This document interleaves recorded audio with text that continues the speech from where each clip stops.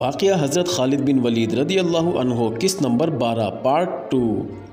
اپنا Islamic studio. بادشاہی صرف اللہ کی ہے اور مسلمان اسی کا حکم مانتے اور اسی کے راستے پر چلتے ہیں۔ ان قیدیوں نے مجھے بتایا کہ وہ لڑتے بھی ہیں تو اللہ کو حاضر و ناظر جان کر اور اسی کی خوشنودی کی خاطر 2 یا 3 مسلمان بھی کہیں اکٹھا ہو جائیں یا سفر پر نکلیں تو ایک کو اپنا امیر بنا لیتے ہیں اور پھر اسی کے حکم پر چلتے ہیں۔ ان کا سالار لشکر کا امیر بھی ہوتا ہے اور امام بھی۔ انہوں نے یہ بھی بتایا کہ ان کے رسول صلی اللہ علیہ وسلم بھی اپنے ساتھیوں سے مشورہ کر کے فیصلہ کیا کرتے تھے۔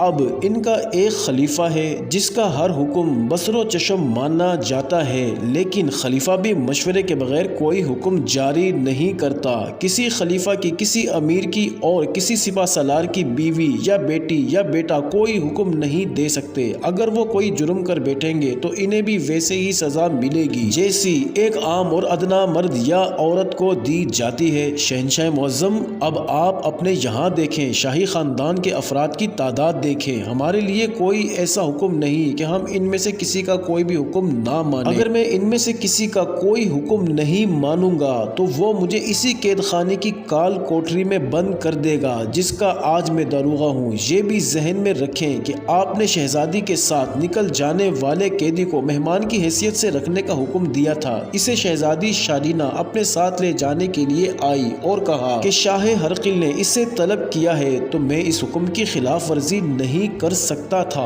باقی تینوں مسلمان قیدیوں کی یہ سہولتیں ختم کر دو۔ ہرقل نے کہا انہیں تہ خانے کی کوٹریوں میں بند کر دو، انہیں گل سڑ کر مرنے دو۔ ہرقل نے یہ حکم ایسے لہجے میں دیا جیسے نیند میں بول رہا ہو۔ یہ شک بھی ہوتا تھا جیسے اس نے داروغہ کی پوری بات سنی ہی نہ ہو۔ اس پر شکست کا پہاڑ آ پڑا تھا۔ شام ایک بڑا ملک تھا جو اس کے ہاتھ سے نکل گیا تھا اور مسلمانوں کی جھولی میں چلا گیا تھا۔ کیا آپ ان کے تعاقب کا حکم نہیں دیں گے؟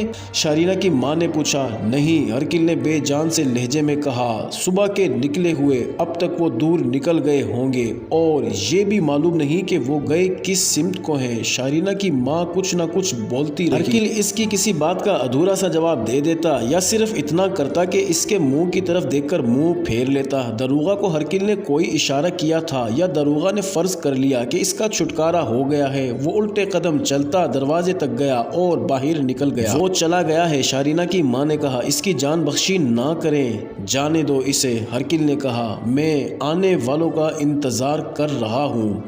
ناظرین، پہلے بیان ہو چکا ہے کہ ہرقل نے اپنی پسپا ہوتی ہوئی فوج کو شام کے مختلف مقامات پر بکھیر دیا تھا اور اس نے یہ چال اس توقع پر چلی تھی کہ اس کے مطابق مسلمانوں کا لشکر بھی چھوٹے چھوٹے ٹکڑوں میں تقسیم ہو جائے گا اور یہ اس کی کمزوری کا باعث بنے گا۔